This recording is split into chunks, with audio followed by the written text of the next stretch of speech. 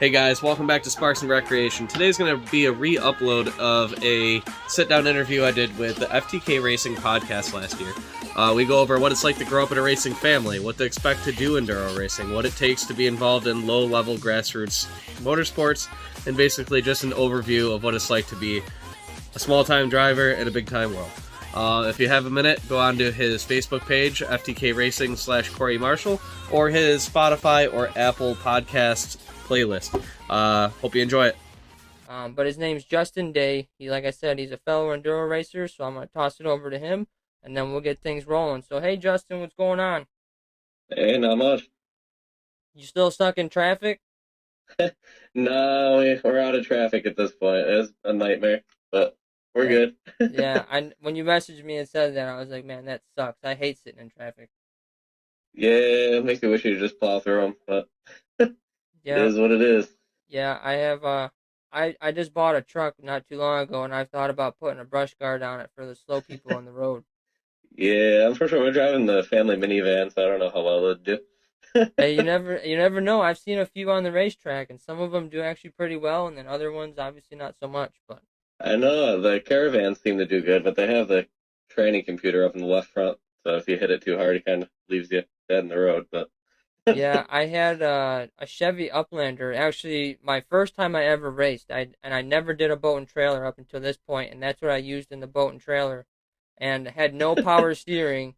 And it was an interesting ride to say the least, because plus having a boat on the back and no power steering, it was definitely a challenge. a handful, yeah. But I've never done a boat race yet. They ran one in Fulton last year, but we were out of town when they ran it. they're fun. It takes a little while, like a few laps, to get the hang of it, because there was one race I was going in way too hot, and I basically spun myself out every turn. But yeah, it's a lot of fun. It's interesting because once the boats come off, and if you hit them just right, they become ramps.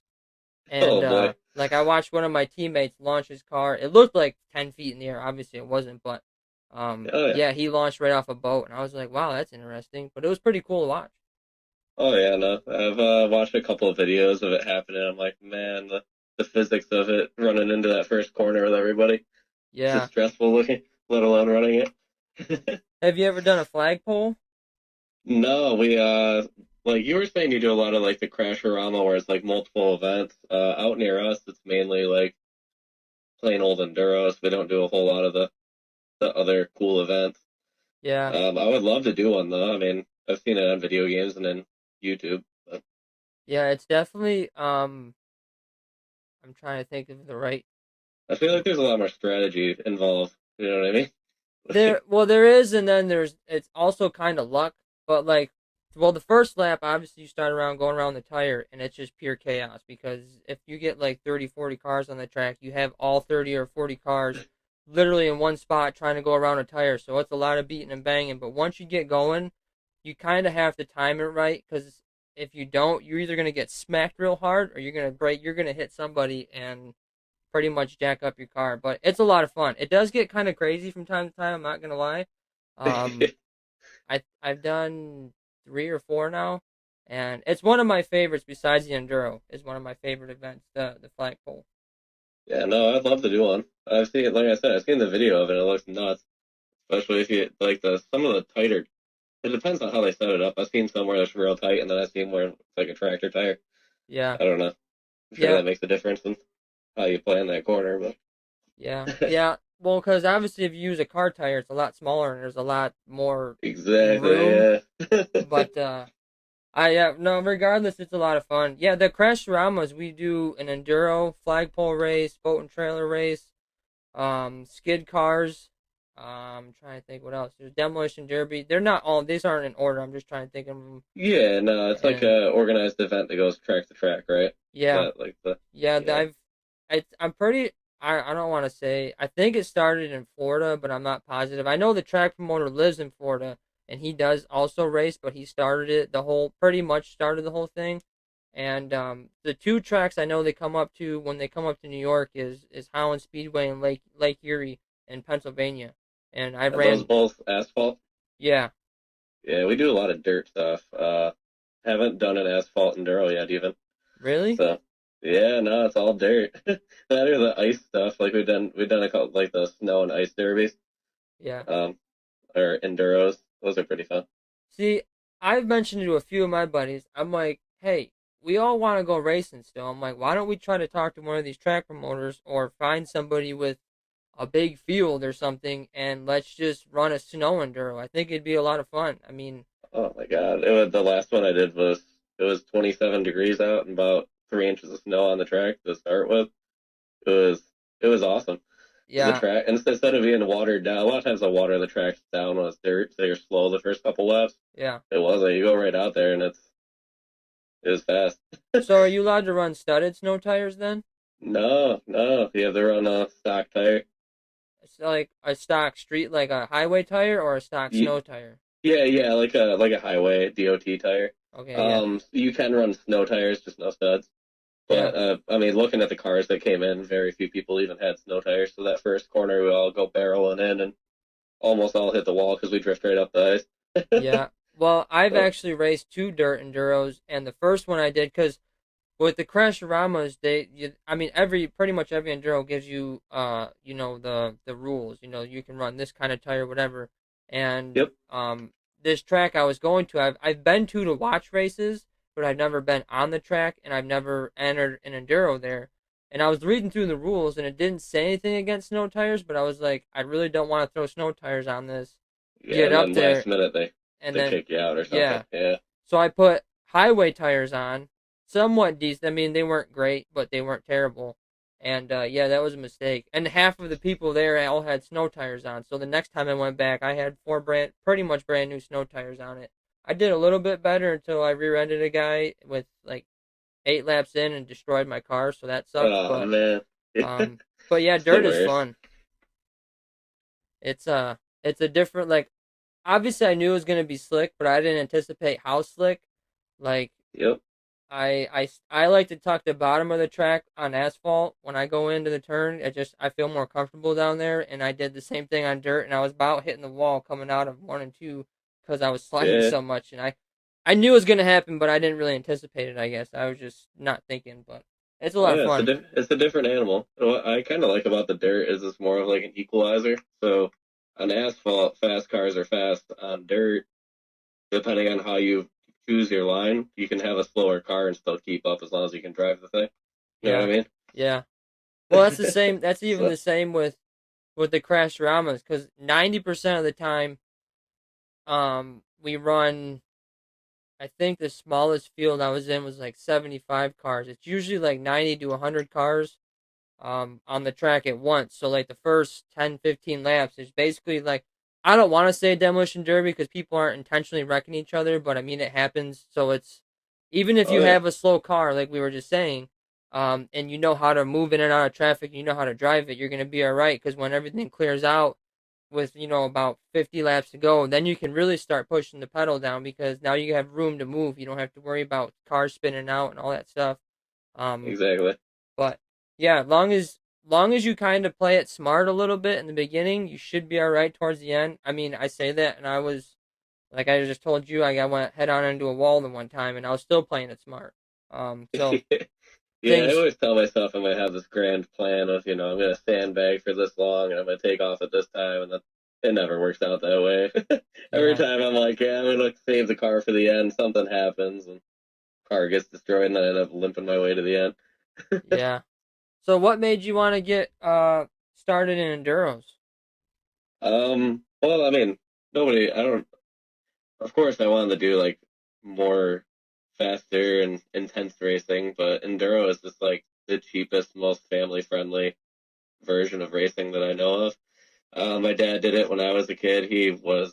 When I was like 12, we were traveling all over the place and he was racing asphalt, like modified, like the limited super modifieds up in Oswego Speedway. And then he would always tell these stories of these enduro races he did as a kid. I was like, those are the most interesting stories you have because, talking back in the day, he'd just like jump out of the car, run across the track and try to get out of the way and they'd have 300 cars, the whole track just completely backed up. Yeah, And I was like, what is that? It sounds awesome.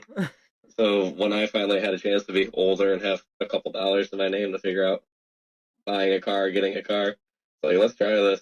It seems to be coming back, actually. Like, at one point, there was only like one Enduro a year or near us, and now they're running 2, 3 of them at each track every year. And there's one track that plans on doing it with like 100 lap Enduro like every month.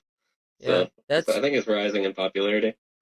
well, and I think I agree, and I think the biggest appeal factor to it is, like you said, a lot of guys, like even like myself, like someday I'd like to build a mini stock, either build one or buy like a race ready one. Yeah, But obviously it's a lot more expensive. But so enduros, it's a good way to get experience for cheap. Like we were discussing before we even started recording with your one YouTube video where you don't have to go out and spend thousands of dollars. You can find a $400 car, and long as be it's half competitive. yeah, Yeah, and halfway, as long as exactly. it's halfway decent shape, you can it's a great way to learn how to drive, like learn how to race, learn how to be in traffic, learn how to run a car, and then that way when you're either to that point where you can build your car or take the next step, you have a little bit more seat time than just jumping right into it and being like, I have no idea what I'm doing, and then wreck a regular car and then have to fix it, because now you're getting into, you can't just scrap it. Now you got to pay to fix it and all this other stuff. And Exactly. but And I am lucky that I normally have an endless stream of crappy cars that come my way that are either trade-ins or whatever, because I'm a car dealer by trade. So I'm buying cars off the public. So if somebody shows up and I see, like a little 5-speed Saturn that they show up and they're like, this thing's a piece of crap. I'm like, actually, I'll give you $500 for it. They're like, that's more than anybody else offer. I'm like, well, that's what I pay off marketplace, and they're happy, I'm happy, yeah. and off you go to the races. It's Did nice to have the kids help us kind of put the cars together and make YouTube videos out of it. Yeah. No, I do. Like I was telling you before, I still paint my cars every once in a while, but pretty much the last three cars, I think, two or three cars I ran, my wife painted. Like that one I sent you before, the American flag, the 911 car. Yeah, Um, no, that was she a great car. she painted that whole thing, and actually the buildings on the side of the car where it says "Never Forget" on the side, she actually traced out with a pencil, and then brushed like the top of the buildings in, and then spray painted the bottom. But I try to get my daughter's, she's only 3, so she's not like that interested. My youngest son's 1, so he could care less.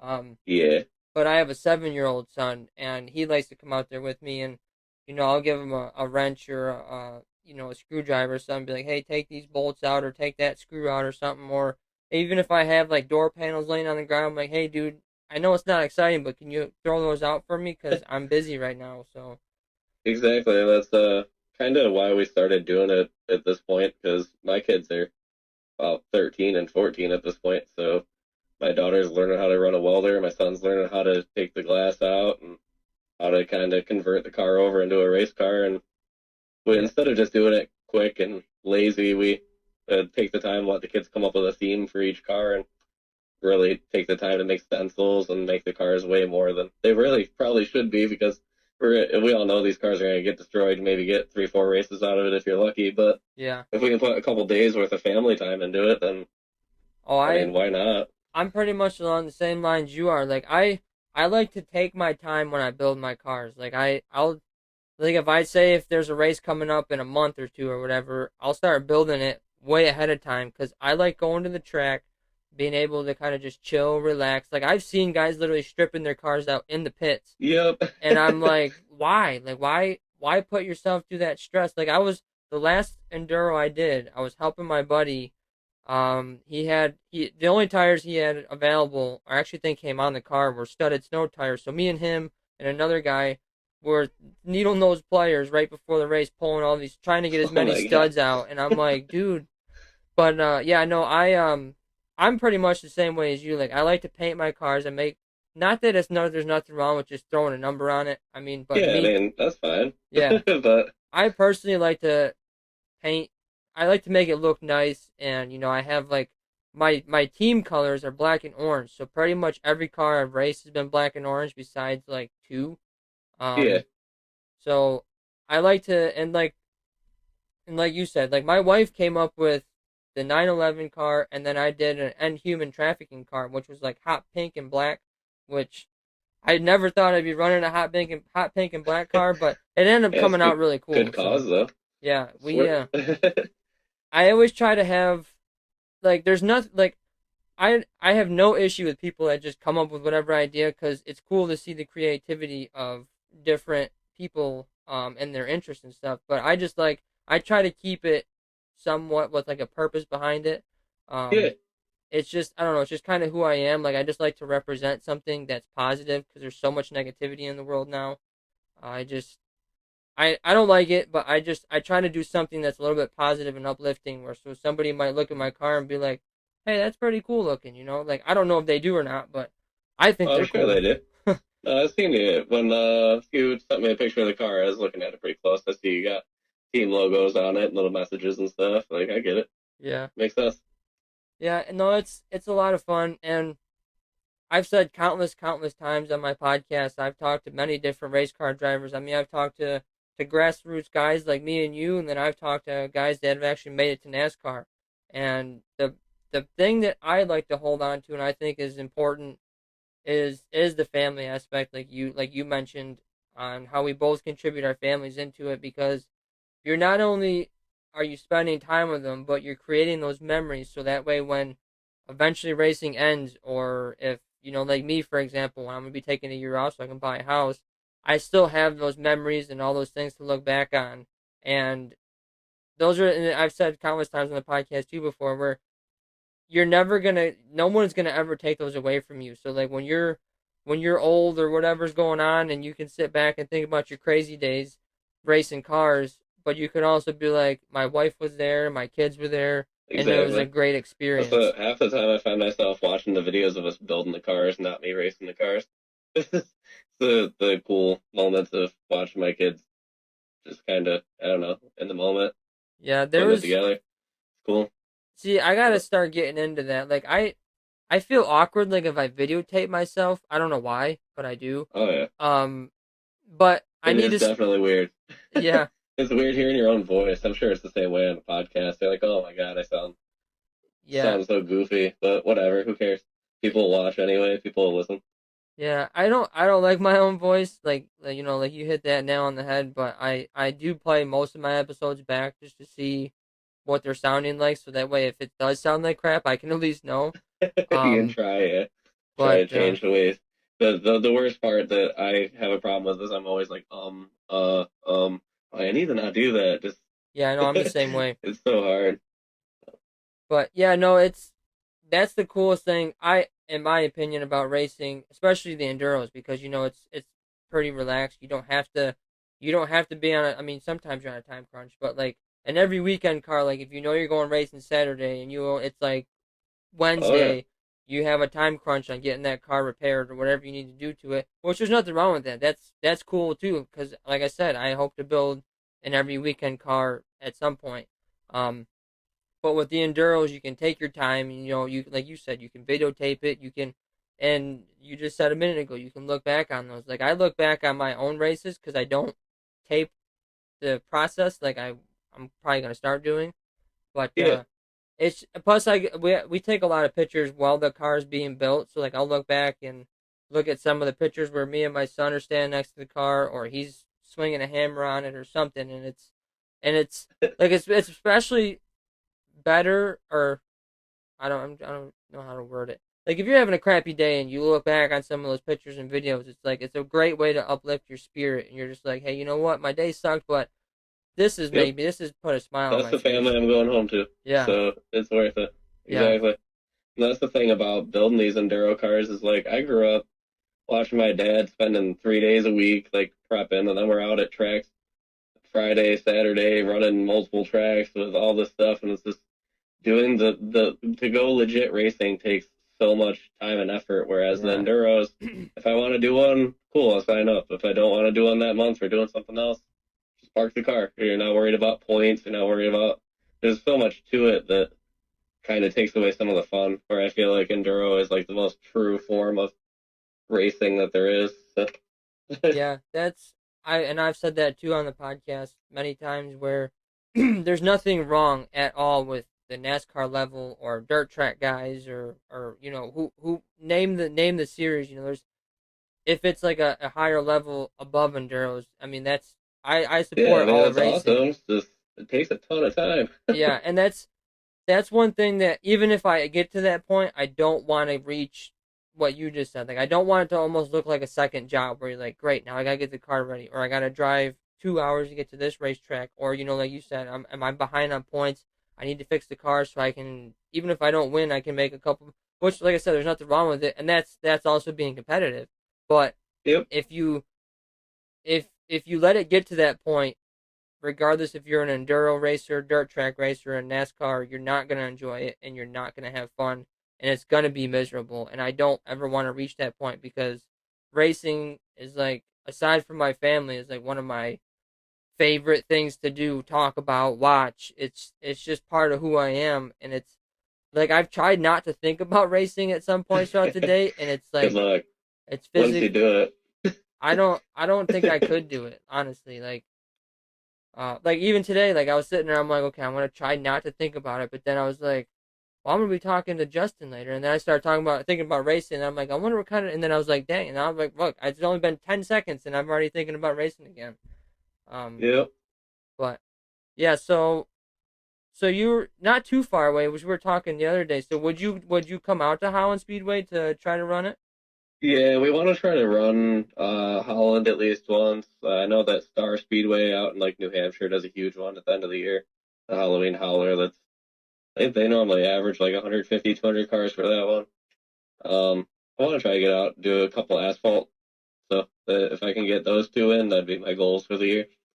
Yeah, Actually, I think the promoter from Holland has messaged me before because he's seen the YouTube videos and stuff, and Chuck sent me a Rush. flyer. But we had stuff going on. I think it's the one that you actually ran most recently. So, Is Chuck Rush? yeah, I think him and the guy that runs, I can't remember what the name of the other speedway is. I guess they know each other and had sent around because our cars are somewhat memorable, so people were trying to get us there for Halloween races Yeah, because we had a Beetlejuice themed car and a Freddy Krueger themed car. So like, oh, it'd be awesome if you could bring them out, but just didn't work out with our scheduling.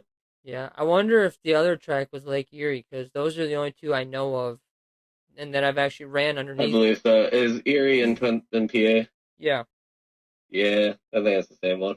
that track. Now, I always told myself because I'm not, like I said, I'm trying not to make this like a second job, and I know guys that have gone to like Ohio before, which hey, more power to you. I'm not gonna knock it. If you want to go racing, go ahead. I just Yeah. I can't fathom going that far, even though I just met a guy that lives in Ohio. Well, all through the podcast, and now that I've been talking to him for a while and seeing some of his enduros that he runs out there, now I'm kind of half tempted. But anyway, so Lake Erie's like a hour and a half for me. And I was kind of iffy on if I wanted to do it. And then the one time, well, COVID happened, then we had no racing. And then the next Yep. race that came available was at Lake Erie, and I was like, you know what, screw it, I'm gonna go.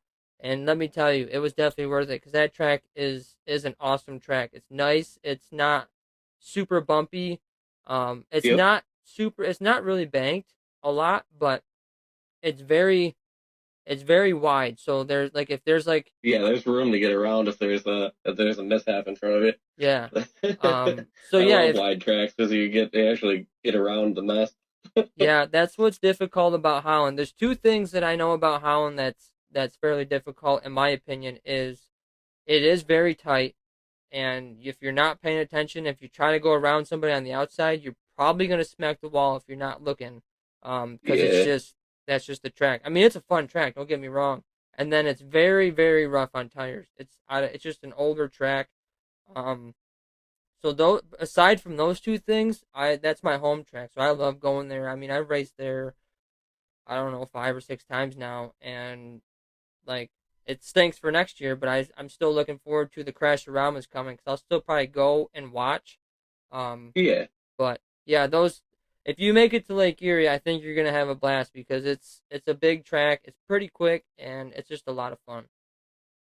Yeah, that's the only problem is the traveling for like I don't mind traveling. It's just you always know that when you're running an enduro, you could travel all that way 5 hours from me most likely, and then the second lap in something Yeah, happened, and you got to pack up and go home. It's like, oh man, yeah, it's a long haul. But Well, that was if it's a big enough event where it's where you get a little notoriety or it's worth putting a video together, then maybe we'll do it. But yeah, we have some pretty good local tracks here. So well, that's what I was thinking about earlier, I was mentioning, talking about Crash Ramas at Holland Speedway, and I was like, man, if he ever comes out this way, like, I don't know if he'd be up for doing a video, but I'd be willing to, do a video on my car or like both of our car or just us talking or something, because obviously we're doing the podcast now, and then if yeah, we could meet in absolutely. person, that'd Sorry, be Anna. sweet. We do our little pre-race interview with you, and then throw me some footage of inside your car if you can, and I'll put it right along with it. Really. Yeah, no, So. that'd be cool. But no, it's funny that you mentioned that because, like I said, I hit the wall head on at Lake Erie, Ooh. and I was thinking the same thing because I did it once. Actually, I've raced there 3 times now because it's just, like I said, a lot of fun. But the last time I was going out there, I'm like, and pretty much anytime I go to any track, I'm like, man, it's gonna really suck if I go, especially Lake Erie. I was like, I'm gonna get all the way out there. I'm probably gonna go 2 laps, and something's gonna happen. Yeah, somebody's gonna cut my tire half lap in. Yeah. It's like just yeah. No, That's that part of the one. reason I haven't run the asphalt is because the rules are a lot more strict because you're able to go faster. So Yeah. and they don't want to tear up their track, which is understandable. Where the dirt, it is kind of. I mean, I've gone to a track where the tech guy goes, "I watched you build it on YouTube. You're good." So Yeah. it's a different world, I'm assuming, compared to what you get on the asphalt. Oh So yeah. Well, it's funny. Like the first time I went to dirt. Like I said, I didn't have good tires on it at all. Whatever, and I brought one spare with me, which was my fault. But I was like, I'm not sure how this is gonna go, and I don't know how long this car is even gonna last. yeah, So, but anyways, I was running. I got 2 flat tires. I'm pretty sure it was driver's side, and like I said, I only had one spare, so I changed it. And I was like, I don't know if I can go back out there. So I walked up to one of the track officials, and I was like, Hey, dude, what's the rules against running on flat tires? And he's like, Go for it. I'm like, all right. So I went back out on the track on 3 good tires and went like 5 or 6 laps, and then I got spun out. Um, nah, but yeah, no, we especially Lake Erie because they have most of the time we run transponders there, yep, which is way better than lap counters. It's just oh yeah, a ton easier, but it's stressed a lot there. If you get a flat tire, pull off the track because he's like, you got those scoring loops around here, and if you dig through the yep. asphalt and you cut those wires, it's not cheap to fix. So, Oh, yeah, I know that and Star Speedway, one of the ones I want to do out in like the New Hampshire area. It's like the very first rule: if you blow a tire, get off, or else we'll never let you race here again. Like, oh, okay, yeah, pretty serious about that. Whereas on the dirt track, I'm sure when you ask that guy about the tire, he's probably like, "Why is he even asking me? yeah. Go out Well, there and tear it up." yeah. I didn't even think like I was like, I know it's dirt and it's probably not gonna matter, but I No, don't. you're trying to be respectful. That's what it is. Yeah, Which, I didn't. I know these guys take kind of a risk when they open up their tracks to us yep, crazy people that want to tear it up. And I was like, hey, I don't want to do that, but if you're cool with it, I'll go out there and run on a rim for all I care. yeah, send it if they let you send it. Yeah. Oh, yeah, I want to try another dirt. I'm hoping this year they didn't have any up at the track. I just the last dirt track I was at it's like 15 minutes from my house. Not even, I don't think. I think it's like 5. Yeah, And I was really hoping they were gonna do it, but just never ended up panning out because of COVID, obviously, and yeah, it, that kind of screwed everything up. yeah, But, yeah. No, it was depressing when I couldn't like. I raced one time, I think. No, I don't know. I know I didn't run nearly as much as I usually do, and I was like going crazy. And I was messaging another friend that he started the We Love Racing Facebook group page. I don't know if I told you about it or not, but anyway, you should check it out. It's a pretty cool page. Um, yeah, I'll have to get on it. but what was I saying? Oh yeah, I messaged him today, and I was like, dude, I don't know what I'm gonna do with myself next year. If because I was telling you about that car earlier, because if that car doesn't pan out, not that I'm gonna be like, obviously it's gonna be somewhat nice that I don't have to get a bunch of cars ready, but it's still gonna stink a lot when I'm like, man, all my friends are out there racing, and I'm sitting here watching, and Yeah. my wife's probably gonna go crazy because I'm gonna be not knowing what to do with myself. Um, but I'll make it fun. I'm gonna do some more podcasts, and like I said, get to the track and hopefully take some videos and pictures and upload them to my racing page, and I'll make it hopefully worth it. Absolutely. Yeah, for a year, tough it out, live through live through the other guys for a year, get the house, and then go hard after. Yeah, well, that's also I told my wife. I was like, I could get like 1 or 2 cars, build them, and have them ready, so that way next year rolls around, I'm ready to go. And she's like, and she just gave me that look, and I was like, all right, I'm just trying to push my luck here. That's all. Yeah, well, that's I got a car I got to rebuild because it's down the only one working tire, but I'm gonna be able to fix it. But I already have the other one lined up in the driveway, and I'm sure the wife is impressed. Yeah, Just like, really? Come on. yeah. There was one point where I had like, I I usually don't try to get more than like two, just because like where I'm living, it's my father-in-law's, and I'm trying not to clutter up his yard. And I had like 3 or 4 the one time, and my wife was like, what are you doing with these? And I'm like, well, I'm hopefully gonna race them. This was before COVID, and then COVID hit, and I was like, well, I sold pretty much all of them except 1 or 2, I think. But yeah, I had a small collection going on, and I had a bunch of interior laying in the backyard, and I was like, yeah, I should probably get rid of some of this stuff because it's not pretty looking. But Absolutely. Well, that's where we're lucky with the business is like I had dumpsters and stuff like that. yeah, It makes it a lot easier to have like an actual working shop to go into. Like, I'm sure the level of shop that I'm able to use is probably an advantage, but it is what it is. So, hey, no more. Like I said, more power to you. I mean, that's just part of it. Some like even with the higher level racing, some guys have deeper pockets than others where they can buy new motors, new tires, new this, where other guys are rebuilding motors and getting like bargain tires and different things. Which oh yeah, that's to and I said this countless times on the podcast as well. I love NASCAR. Don't get me wrong. I mean, NASCAR is like one of my favorite things to watch, but grassroots racing to me, I think is one of the coolest things because you got a guy that goes out there, he's working all day long at his normal job, comes home. If he's a single dude, he can spend the rest of his night working on that car. But the point that I was trying to get at is he's physically touching that car. He knows every nut and bolt. He knows yep, everything about it, and he has physically poured time, money, probably some blood. It's something that you can take a step back and be like, I did that, or like me and my team did that, or me and my family did that. Um, and really have a lot of, I don't want to say like pride, like boasting wise, but like something you accomplished that you kind of had envisioned in your head, and then now you're standing there looking at it, and then you're physically touching it. Is absolutely. is even It's with like, hey, enduros, I built this from the ground up, and I'm gonna go race it. yeah, like You even should be proud of it. It's like awesome. like even I with the would, enduro I would love cars, to get into that level, but it's just like the commitment is the hard part right now. So, yeah, yeah, because like the one that guy I was just telling you about, he done both asphalt and dirt, and he was trying to give me pointers on different things here and there, which I'm stoked about because it's like not many people aside from my family get involved, which is all right. I'm not upset about it. Um, but even though this guy lives in Indiana, he's trying to help me out, and and it's just cool to have that support group and to be proud of like something you built. Like even with enduro cars, I was trying to get at is they're not fancy, they're not particularly fast, but it's like if you can put a specific paint job on it or you can put your own touch to it, and like it's pretty much the same car you got when you bought it, but it always looks like way different after you're done before you wreck it. oh yeah, And it's just something cool to look back on. Like I looked at some of the cars and it's like, what? Aside from painting it, I've done that with a couple of my friends, my son, like I said, and it's like I mentioned it, it's just something cool to look back on. And it's something I'm proud of. Like a lot of my coworkers that I talk to about racing don't really understand it because I'm always showing them like, hey, look at my car, look what I did, and they're like, oh, cool, man. Like they're just not into racing, which is fine.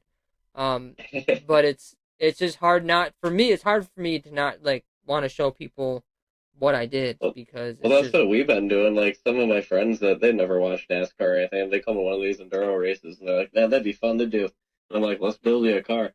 And then they do it, and they're like, "Oh my god, it didn't seem that fast in the stands." And then when you're in the car, oh it's yeah, the craziest thing I've ever done in my life. I'm like, "Yeah, it's nuts." that's what It might that's not seem that fast, but once you got 100 cars crashing into each other around you, yeah it's something else. yeah. I think at Lake, I mean, I load down for a brief second because like we just like you just said, anything can happen in literally a second. So Yep. I just glanced down. I think I was hitting like 65, and even though it's not terribly fast for just a regular stock like highway car, when you get on a Yep. track and like you said, and you're around a bunch of people, that's pretty quick because, and when things get, especially when things get tight, like when somebody's literally rubbing doors with you, it gets sketchy because you're like, anything can pop off with you running on my door right now. I wheel hopped a guy where I was running on two wheels for a second, and I'm like, anything can happen at any second. And Absolutely. I thought the same thing. Like I watched them from the stands, and I was like, man, they're not even going that fast. And then I did it, and I was like, yeah, I regret saying that because this is a lot harder than it looks. Absolutely. That's like I have a car that I drive in the summer, and that car goes very fast. But if you ask me what is scarier, 45 miles an hour, four wide in an Enduro is way scarier than going fast in a really Yeah, fast street car. yeah, So it's funny.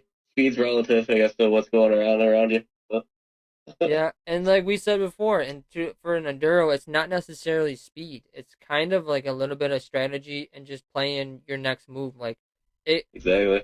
like we've both said, we've both had a plan. We're like, I'm gonna do this. I'm gonna go here. I'm gonna try to not be as crazy. And then once you get out there, it's literally turn by turn. Because like I've gone into a turn one time and I was like I was like fifth in line, and all of a sudden they all scatter, and I look up and there's a car head on pointing right at me, and I had to like it was like a split second decision, and I missed it, but I was like, it's crazy because you don't think about the fact like you're just running, you're focused, and all of a sudden Yep. you kind of snap to for a second because you hear something or you see something, and you're like, whoa, that dude just hit the wall, or he almost clipped me, and it's like, Yeah, or a car just burst into flames next to you, and then you look at that, you look up, now there's like a whole rim right in front of you that wasn't there 10 seconds ago, and you're like, oh my God, I need yeah, to be paying better attention.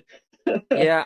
But I don't know if you've ever done it, but I've ran over like full exhaust systems before, yep, cut and tires doing that. Terrible. um, I was actually my last car, not the 911 car, the other car I crashed at Lake Erie. I actually ran over a full exhaust system, and I was so mad because I was like, I guarantee you, I have one or two tires popped right now. And I went into Yep. the corner, and it slid, and I was like, yep, one of them's down. And but actually, I actually didn't. I just went in the corner too hot, is what happened. But Oh, you're I was lucky. really shocked. I was like, how in the world did that not cut any of my tires? But I was like, hey, I'll take it. So I just kept running. Um, Well, that's like when I'm running around, I see the parts on the ground. I'm like, wait, why did any of these guys leave these parts on the cars? Like, why yeah, was there a full exhaust system on that car to begin with? yeah. That's what I thought. I'm like, I mean, cut like you can leave like from the headers back like halfway through the car. That makes sense. But like Yeah, not even, like the whole like over the axle loop for the yeah. muffler. I'm like, what? Why is that even here? Yeah, Just, I was like, I thought the same thing when I saw. I was like, why would you leave that on your car? Like, I cut mine off because of that reason. Like, I don't want to be exactly. that guy that blew out some other guy's tire because I left my. I mean, yeah, some guys might not think about it, or those guys like we mentioned before that are stripping their cars in the pits. Obviously, Yep. don't have time to cut the exhaust off. So, I mean, I sometimes I get it, but it's like Well, that. that's like I learned my second enduro. Like you learn so much from like the first to the second to the third one that you've done. Oh yeah, Like by the second one, I'm like cutting out my inner fender wells because like that gets caught up in the tire. Like there's stuff that you don't even think that you need to take off. You're like, I'm just gonna be lazy and run it, and then all of a sudden you're on video hooked up on your inner fender, making it so you're barely able to move in the mud. I'm like, okay, well. That was a dumb decision, and it's caught on video. Me not looking all that intelligent. yeah. So now we cut all that stuff out. But I never thought about doing that. Well, I'm not on dirt much either, so I guess I didn't. But I mean, yeah, either if way, you're on it's asphalt, it's probably all right. The problem is they wet the track on the dirt ones a lot of time, and as soon as it turns into a mud pit, that stuff just falls down and gets in the way of your tire, and yeah. then you're just sitting there spinning on your plastic that's on your car instead of the mud, trying to move forward. But So, like I said, I was watching your YouTube videos, on your YouTube channel. I mean, we'll make an announcement of it at the end of the episode or whatever, so people can check it out because it's actually pretty cool. So you guys should check it out.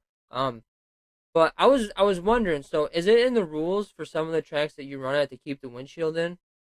one of them was, and then the other ones are not. So I've always contemplated whether I'm going to run a windshield or not.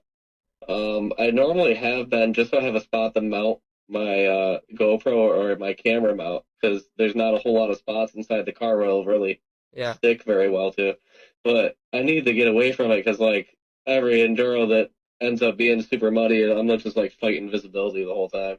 Well, yeah, I watched that. I don't know. Like I said, I don't know. I don't remember the name of it. Plus, I was like half asleep. You're fine. I watched it because you were like, "Hey, if you guys were wondering why I was sticking my head out the window," and I looked, and you showed the in-car view, and I was like, "Holy crap!" I'm like, "You can't see anything," but I'm like, "How come he didn't cut the windshield out?" So like, that's why I wanted to ask because I know, like, for Yeah, me, so that track makes you keep it in. that's so That, strange. I wonder why they yeah. would do that. Because I mean, obviously, if you're on dirt and you're kicking up mud and dirt all over the place, you're not gonna be able to see. So I wonder why they. I wonder if it's like a safety. Well, it was that one. You're allowed to leave full interior everything. Like, Yeah, I noticed in your Beetlejuice car that you still had like the rear seats and the door panels and stuff, and I'm like, man, that's a lot less work than most of them. exactly. But that's That a one. sorry, you can go ahead. That race specifically, that's at Land of Legends Raceway in Canandaigua. They do a couple a year, and it's supposed to be the absolute like bare minimum get you into racing type thing, where you can literally just show up probably with a street car, knock your headlights and taillights out, and they'll let you run the thing. Yeah, There's very few rules where at that point I was like, we'll just throw this car together because I wrecked the other one like a week before. And we at this point to make it to spec to other tracks, we've gutted that car since then. But I do know what video you're talking about, and yeah, the visibility was obnoxiously bad. well, like I had a car that I was gonna run on dirt, so I was debating the same thing. I'm like, should I take the windshield out or should I just leave it? Because like the rear windows, obviously you can just smash out, and I don't know how you do it, but I cut the seal with like an X-Acto knife or like a utility knife. I just cut the seal off, throw it in the Yep. garbage, and I know the front windshield a lot different than the rear one. And I was like, how the heck am I gonna get Yeah. this out? So I was watching. So side windows and rear windows are tempered, where a front window actually has a security film in the center to keep it. So if you hit a deer or something, it's supposed to work more like a netting rather than That makes tempered sense. glass that just shatters. Yeah. Well, I was watching. I don't know if you ever would check him out, but it's Zach's Workshop on YouTube. He's a demolition derby guy, and Yeah, he's awesome. I was watching one of his videos, and he was like, "For all you guys out there that are wondering how I get my front windshield out, this is how I do it." And he just blew a hole in the corner of the windshield with a hammer, and then took a sawzall and just cut the window out. And I'm like, and he made it Hmm. look so easy. I'm like, is it really that easy? So like after now that I was running this dirt car, I'm like, shoot, I'm gonna try it. So I blew a hole in the corner of the window and I cut it out with a sawzall and it worked great. I was like, man, that was a lot easier than I thought it was gonna be. But Yeah, that's my problem too. Is like a lot of them say that you can't run chicken wire. And I'm like, okay, well, what am I gonna get? So I have to go try to find some steel grating somewhere and then weld that in. And I'm like, I'll just run the windshield if it's not going to be a complete mud pit. Because I actually like having the windshield if it's not super muddy. yeah. Because I don't know, they're made for a reason to be able to take quite a bit of abuse. It's probably actually safer than having the chicken wire. But Plus, well, the first time I did it, I had a shield on my helmet. I mean, it's gone now because it came off my last wreck somehow. Um, but I had the shield down, and like I said, I didn't really anticipate, I guess, on how muddy it was going to be. But it looked like somebody had a muddy bottle of water and was just squirting it directly in my face. Like I couldn't see for the first, I don't know, it was like five. It felt like 5 or 6 laps. It might have been less than that, but so the second time I went, I just put an old like dish towel on my lap, and every time I had a chance, a clear lane, I wipe my face off because I don't have tear yep. offs or anything. Um, but that's weird. They wouldn't let you put chicken wire or anything because it makes the most sense. Yeah, so they had some weird rule where it was like it had to be a certain thickness gauge, like actual like steel grating, not chicken wire. That specifically said it right in the rules. Do not show up with chicken wire. And I was like, well, I don't got time to run to a metal shop, and it's probably gonna cost me more than the car for actual Yeah, pressed out steel grating. So I'll just run the windshield, and then you saw the video. It didn't work out that great. yeah. It's funny that like I obviously I just told you I cut the windshield out, and this was my first time going to a dirt track, and I actually had, I work at a lumber company, but we usually, and I work in the maintenance shop, so we usually have like random steel laying around because we have to fix something or we need to build something or whatever. And it's almost like chicken wire, but it's it's not heavy duty steel grate, but it's like in between. And Yeah. I asked one of my coworkers because we have like a somewhat of a stockpile, and I kept my eye on this one piece for the longest time, and just to make sure we didn't need it, I guess. And it was a full sheet, and Yep. I was like, "Hey, dude, are we gonna use this? Because I've been keeping my eye on it. And nobody's touched it in like, it's been at least a year." And he's Yep. like, "I don't think so." So I took it home and I cut a section out for my side of the car, and then the driver's side window.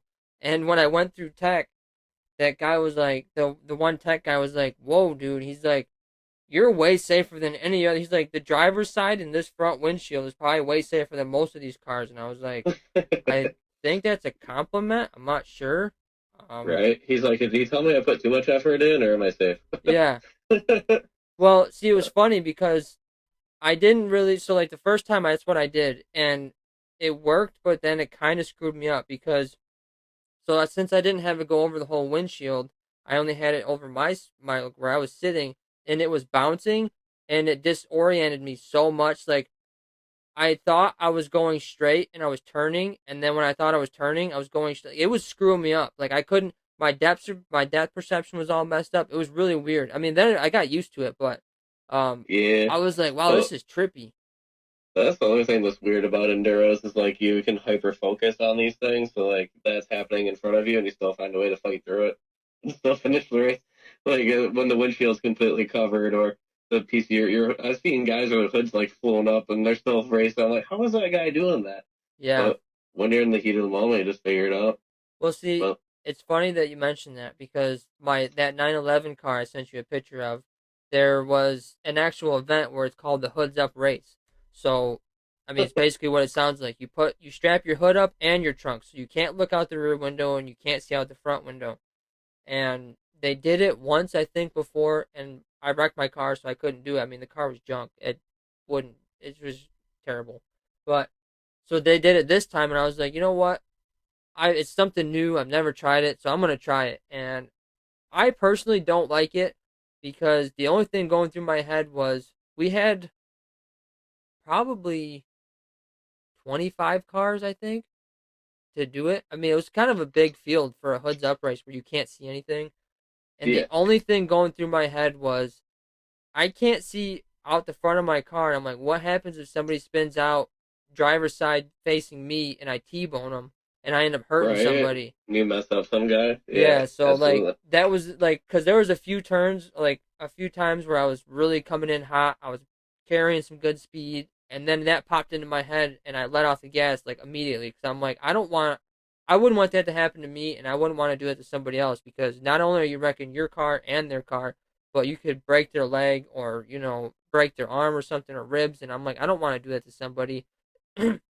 So I was pretty much stressed out the whole time, and I was like, screw this. I mean, it was fun. Don't get me wrong, but yeah, I was just really afraid of hitting somebody in the driver's side and not knowing that they're even sitting there.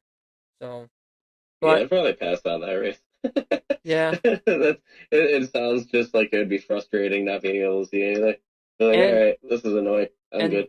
so aside from just having your hood up, the sketchy part is they did it after the boat and trailer race. So they left all the boats on the track, all Oh my God. whatever. So like any debris that was on the track from that race was still there when we did the hoods up race. So I mean, you could be hauling down the front stretch and then smack a boat and Like not hit a even see boat. it. Yeah. Yeah, that's nuts. But there's another event I want to try. Is called the skid cars race. So I don't know if you ever heard of it or not. No. So what you do is you take your tread off your rim, you get you a piece of steel or fabricate something, you weld it to the rim, then you bolt the rim back on, and on both sides obviously, and you go out there to the race, and then you got to try to race. So it's pretty much like a drift car in a way, Yeah. but it's a All lot right. harder since it's front wheel drive. I want to try that, but it's pretty funny because we have, like I said, like some of the times there are probably 15, 20 cars, and you'll look out there at any given time, and there's at least 3 or 4 like just sitting there spinning like a top because they have no traction, and But it looks like a lot of fun. No, that sounds fun. I've done that type of thing where you take like the old like school trays and put them on you lock up your e-brake to make it so you can drift a front wheel drive car. So Yeah, it's like that, just racing. yeah. That's crazy. Um, yeah, no, that's fun. Have you ever done demolition derby? I have not yet. No, we just did the Enduros because I like the idea of the car can last a long time. Like I can get a few races out of it, and all the derbies we have near us are like just stock class where you once you run it, you're not gonna be able to run it more than maybe twice. So Yeah, yeah. I was just curious. I've only done one so far. Um, do you like it? it was. I'm not gonna lie. So I pulled. I had. I was. It made. I have like a bunch of thoughts running through my head because when you're talking about buying cars and like talking about the most expensive or cheapest, like I paid $80 for this Honda Civic. Um, from it was actually my sister-in-law's first car. She sold it to somebody else, and then somehow I got my hands on it. But I only paid the kid $80, and it was lowered, so I couldn't race it in the enduro or anything like that. I could do everything else, and my plan was is I was gonna run it, and if it was still running, I was gonna take it to a dirt race because it had pretty good tires on it. It was fast, and but they told me if I was low on asphalt, I'm like if I'm low on asphalt, I'm gonna be plowing dirt. So Yep. I decided I was going to do a demo, and I've never done it before. So I line up, and there was like 3 or 4 pre-ran cars. So what's going through my head, I'm like, okay, pre-ran means this guy's done demolition derbies before, so he knows what he's doing. I have Yep. no clue what I'm doing, and I almost pulled off the track, but I was like, you know what? Screw it. I'm out here. I'm just going to see what happens. I'm going to have fun, and I got my bell rang a few times in that demo. There was a few hard hits, but I ended up winning it. So Really? I That's was awesome.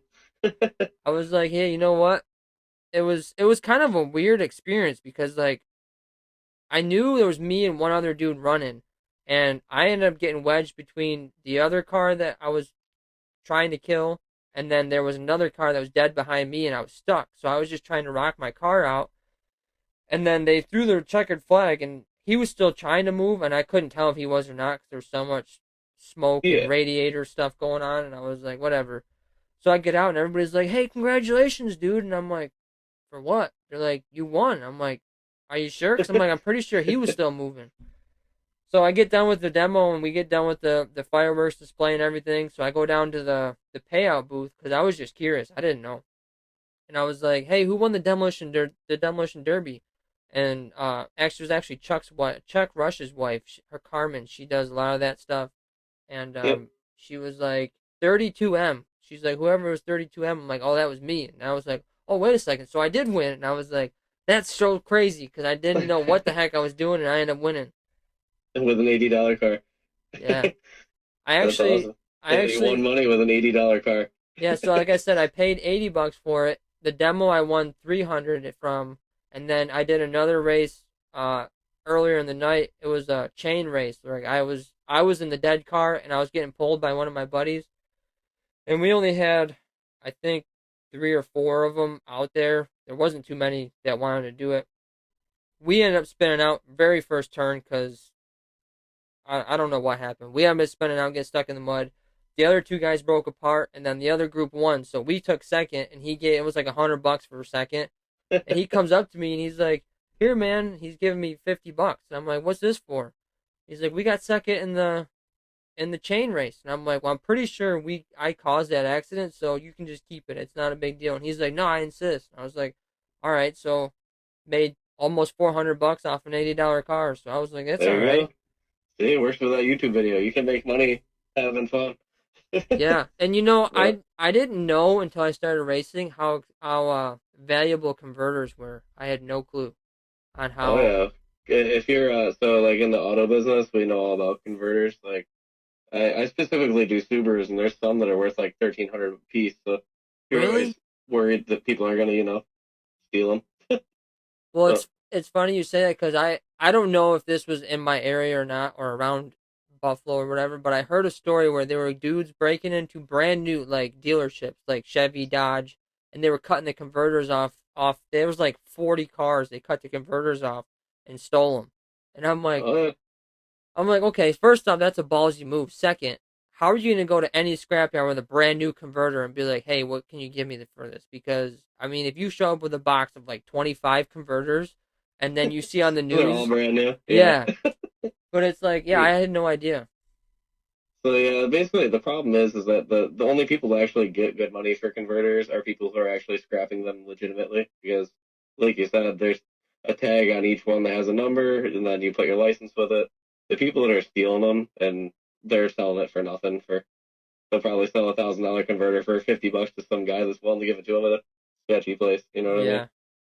Yeah, because like there was a few of my buddies that were like, dude, I'll buy a converter off you. And I'm like, for what? Like I just cut him off and threw him out pretty much. I didn't know anything about him.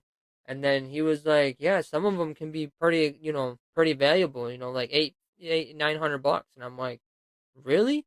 He's like, yeah. So Exactly.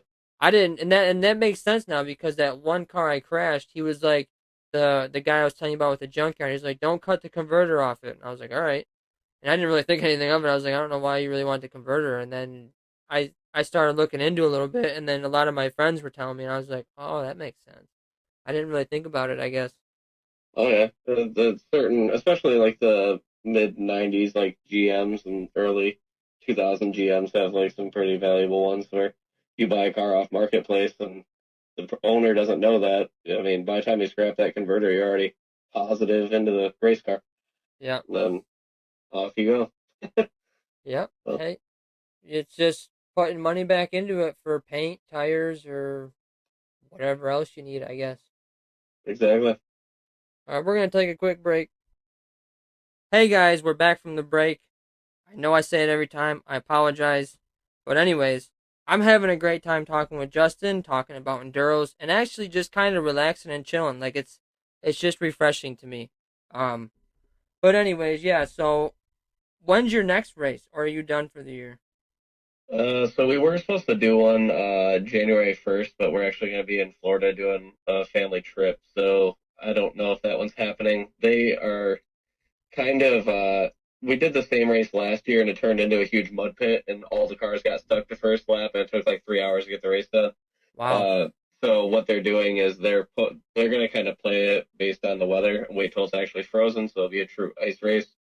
I don't know the exact date of that. I'll announce it on our YouTube when we have a chance, but that's at Land of Legends Raceway. If anybody's interested in signing up, you should go check out their Facebook. And it is a fun race, and it's one of those ones where basically there's almost no rules other than knocking the glass out. So if you're looking for your first one, that's a good one to do. That's just I've never I've never done a race like that where I don't have to strip the car out or anything. Like I don't know how I would.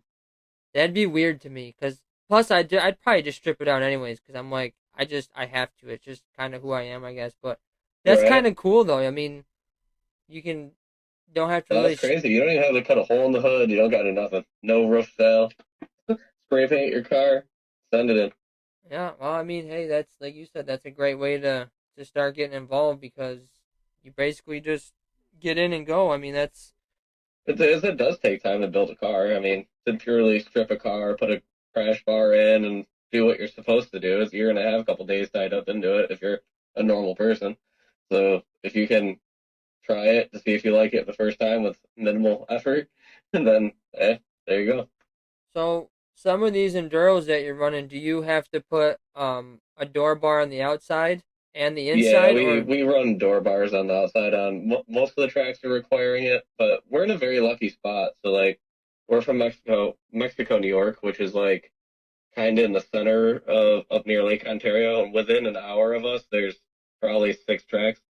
So we have a lot of options and each one has slightly different rules, but for the most part, you got to run a door bar. Um, you're supposed to strip them, take the airbag out. I mean, the airbag's probably the trickiest part if you're running a more modern vehicle. yeah, I probably do it the most sketchy way with a utility knife. Yeah, I just break into the harness and set it off in the car and then cut it out.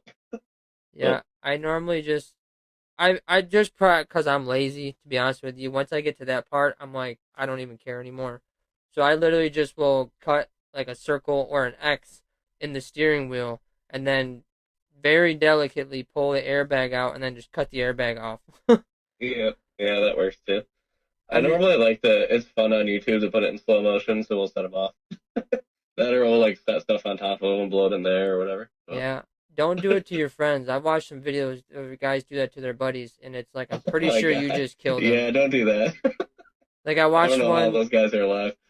I watched one where a guy was sitting on I don't know, it was like 3 or 4 tires or whatever. Maybe it was just one, I don't know. But there was an airbag underneath it, and they set it off, and he literally launched from the garage floor into the roof, and then Yep. back down to the ground. And I'm like, is he dead or is he good? Like, what just happened? Did I just witness a Or, murder?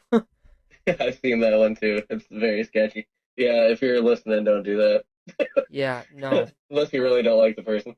But yeah, I mean, I've had situations where I don't like many people in my life, and I don't I think I would could. never do that. Yeah, Right? I don't think I could Uh, do it. I don't know. It's yeah. I was wondering on like what your rule packages were, I guess, because like for me, I have to run a door bar on the out. Well, I don't have to. It's the door bar is highly recommended. It even says it in the rules, so you don't have to, but I do it anyways because I'm like I don't know if I'm gonna get hit in the driver's side door, but if I do, at least it's gonna help a little bit. So yeah. I put one on the outside, and then we have to run from either pillar on the inside of the car and a number plate on the roof and a fire extinguisher, and then we have to chain all the doors and everything else down, which I'm assuming you have to do as well. So yeah, I was Yeah, just we have the curious. chainer weld doors, but we don't have none of those tracks that I'm talking about. So like Bolton, Brewerton, Can-Am, any of that type of stuff. No fire extinguishers required. You don't have to have an inside pillar to pillar roll bar or anything like that. Only, and most of them, like you said, the bash bar on the outside, that's normally recommended but not required. But both Yeah, Penn Can down in like Binghamton and Skyline do require that. yeah. Well, after I hit the wall head on, I know it had nothing to do with the sidebars or anything, but I'm like, if that can happen, which I know is obviously a possibility, I said the odds of getting T-boned probably pretty good. So I'm like, I like to walk the rest of my life, so I'm probably just gonna do it anyways because I don't want to be paralyzed or get a busted leg. Exactly. Yeah, I'm friends with a guy that he in one of these things he's paralyzed from like the waist down. So we try to run the crash bars on the outside at this point. It's it's not funny that your friend got hurt, but it's funny that you mentioned that because the first time I went to a Crashorama, I was already like, I watched it and I was like, okay, this seems a little bit sketchy. And then I went to another one and I'm like, okay, now I want to try it. And when we went to that one, I was telling my wife, I was like, I'm gonna do this someday. I'm gonna get one of these cars. I'm gonna find a car. I'm gonna do whatever I have to do, and I'm gonna go out there and race. And like right after I said that, there was a big wreck and a dude got knocked out. He was unconscious, and my wife said, absolutely not. And I was like, Yeah. man, I was like, how's that gonna happen? I'm like, all these other races, nothing happened. And then the one time I say I'm gonna do it, this dude gets knocked out. But then eventually she came around to it, so I was like, well, I got to do it anyway, so it's a lot of fun.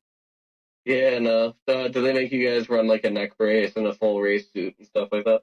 No, I mean, I usually race in like a pair of blue jeans and a hoodie. Yeah, they normally some of the tracks will let you do that, and then some of the other ones you have to have some kind of fire retardant. Um, like for your, they'll let you wear like the cheap two-piece suits if you want to get one off Amazon. And Yeah, then there's also some tracks that make you wear the neck collar. Super uncomfortable, but does keep you from getting your neck snapped. So yeah. I thought about getting like a cheaper fire suit, but then again, I was like, I probably won't use it as much. I mean, right, I know a few guys that run them, which hey, that's cool, whatever. There's nothing wrong with it. If you want to be safe, there's nothing wrong with being safe. Um, but after I hit the wall, I think I'm gonna buy a neck brace because, dude, I'll yep, tell you what. After I hit the wall, at first I felt okay. I mean, I felt it instantly in my neck, like my muscles felt like they were stretched. yep, And when I got into the ambulance, the guy was asking me all sorts of questions and whatever, and he's like, "I just want to make sure you're clear of a concussion." And I was like, "I think I'm fine." I mean, I still took me a little while to like regain like what I was doing and where I was. yep, And then at the end of the night, we loaded the car up and we're driving home. And like I said, it's an hour and a half drive, so I was already hurting pretty bad, and then I started driving, and things got real bad. Like, I was all over the road. I couldn't hardly see. Plus, it was also foggy, and Yeah. I was getting like really bad tunnel vision. I was getting like heat flashes. Like, I wanted to puke, and my wife's like, "Yeah, I'm pretty sure you got a pretty bad concussion." And I'm like, "No, I'm fine." I kept trying to drive, and then eventually, like, I was like in the other lane, like on the oncoming. Thankfully, nobody was coming, and then she's like snapped me back to reality, and I was like, "Okay, you should probably drive the rest of the way home." Yeah. So, Yeah. Well, you had a concussion there, sir. oh yeah, I I sat home Sunday, pretty much didn't do a whole lot. I mean, I was in a ton of pain, my neck and everything hurt. I went to work Monday, and I went to go cut a band off one of the packs, and I bent down, and I thought I was just gonna fall on my face. I just felt like I kept going, and I caught Yep. myself, and then I stood up, and like instant, I felt like I wanted to puke, and so I called my wife, and I was like, I think I need to go to a well now center or an ER or something because Yeah. this Get is. checked out. I was like, this isn't letting up, and yeah, they were like, yeah, you need to sit home for a few days because you rang your bell pretty good, and I was like. Well, you ain't gotta tell me twice. I'll take a few days off of work and sit on the couch. How fast were you going when you hit the wall? Uh, I was probably going about 65, but with me sliding, I would probably Yeah. say 60 to maybe 55 miles an hour. Yeah. Still, that's a hard hit. Yeah, especially concrete. I mean, hitting anything is gonna suck, but the worst part is like I saw it coming and I knew what was gonna happen, but I was like, this won't be like I was trying to like build myself up like, hey, this isn't gonna be as bad, and then I hit, and I was like, yeah, I was completely wrong. Like, I'll send you a video of the end car and of another car that kind of captured the wreck when we get done. Um, Yeah. it I'll watch was it. it was pretty intense. It sucked, but I almost didn't build that 911 car because I was like, you know what? I think I'm good for right now because I I'm not gonna lie, it scared me pretty bad, and I was kind of timid at first, but I was like, you know what? No, I'm not gonna let this hold me down. So I built it, and the last lap of the race, almost the same thing happened. I got spun out, and it was almost in the same spot. It was obviously a different track, almost the same spot, but thankfully I spun the other way. I mean, I did spin towards the wall, and then it spun back, and it stayed that way, and I was like I pulled in the infield, and I thought I was gonna have to change my pants because I was like, "There's no way this is happening twice in a row." Yeah. But thankfully, it didn't because I don't know. I mean, I played football my whole life too, so I've had a few concussions, and I was like, I don't know how much more my brain can take. Yeah. That's well, that's the problem with them is that once you have one, they're more easy to to sustain the same problem. So Yeah. Well, plus I went to a chiropractor a little while afterwards because I was still in a lot of pain, just from I think just my muscles mostly. And I showed him the video, and he's like, you realize you can have like symptoms of a whiplash for like up to a year, right? And like past that, and I was like, no, I didn't know you're like, I'm just gonna pretend I'm not. that. Cause Yeah, and the last race we did, a guy pinned me down and pushed me into a stalled car that was in the infield and like tore the whole left side of the car off. And at the time, I was like, "Oh, that's fine. It was a pretty solid hit. I'm good." And then I woke up the next morning. I'm like, "Oh, well, I'm sore." I didn't realize I was, but I was sore for a day or two. oh Like man, son of a gun. I when I did that demo, I was like, because my dad did demos for a long time before I was born, and then after I was born and stuff. I mean, that's probably where I got it from. And I was like, because my dad's like, you're gonna be hurting, and I'm like, whatever. I don't think so. I was kind of had a little bit of a Exactly. pride issue, and I did it, and it was like for a solid like week and a half, maybe not that long. Maybe it was probably like 3 or 4 days. I was uh, I was hurting real bad. I mean, it. I didn't think about how bad it was gonna hurt after the fact, but after I started feeling it, I was like, holy crap! I don't know how these guys in those big V8 classes or the whatever classes they run that Oh they're yeah, take literally those hits that you see on YouTube. I'm like, oh yeah, my god.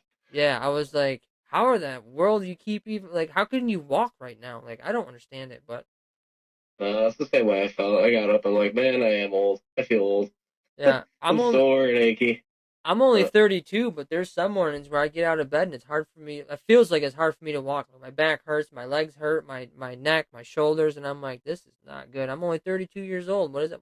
Am I gonna be able to yep, walk at 50? I'm the same age, so I get it. Yeah, Yeah, it's kind of crazy because you don't really think about it. Like you're like, I'm not that old and I'm not that young. But then once you do something crazy or you try to push yourself, you're like, huh. So this is yeah. what It's it's like like. I could have taken that hit when I was 18 and never felt it. Now, I woke up the next morning, I'm a little sore. But Yeah, I mean, like I said, I played football from 8 years old till I graduated high school, and I got leveled before, and I just popped right back up, and I'm like, I'm good to go. right, But hey, that's part of life, I guess. Um, absolutely. but yeah, man, I think we're gonna wrap it up. I've had a blast talking to you. I was, I was looking forward to it, and like I tell you, I get nervous every single time. But once I started talking to you, I was like, oh, this is gonna be great, and I had a blast, and I appreciate you coming on the show. Yeah, this has been fun. Thanks for having me on. Yeah, no problem. Your YouTube channel. I know we mentioned it a few times. What's the name of it? How can people get a hold of you? So it's called Sparks and Recreation. So kind of a play on the TV show there. Yeah. And if you're into anything that has to do with enduro racing, building enduro cars, we also do like Disney World trips. Big into Mopars, we do Hellcat stuff. So if you're into burnouts or wrecking cars or anything like that, check it out. Appreciate it. So there you go, guys. Sparks and Recreation. Check out his YouTube page. I was on it last night. Obviously, I'm an enduro racer, so I gravitated more to those videos. But he does Well, got yeah, some for stuff sure. on there. So, like you said, if you're a car guy, if you like to see burnt rubber, smoke, check it out because I know I like to see that stuff. I mean, but then again, I'm a little bit different than most people. But Yeah, and man. then Well, thanks for having me on. That was fun. yeah, no problem. And then real quick, guys, check out my Facebook page, FTK Racing dash Corey Marshall. Like, subscribe, whatever you want to do. Get on there, check it out. I got a bunch of race pictures, memes, all sorts of stuff. And then again, Apple Podcast, Google Podcast. Uh, leave me some stars, leave me a review. It's going to help immensely. Plus, I want to be able to get to keep doing this with either myself or more guests. So I appreciate it.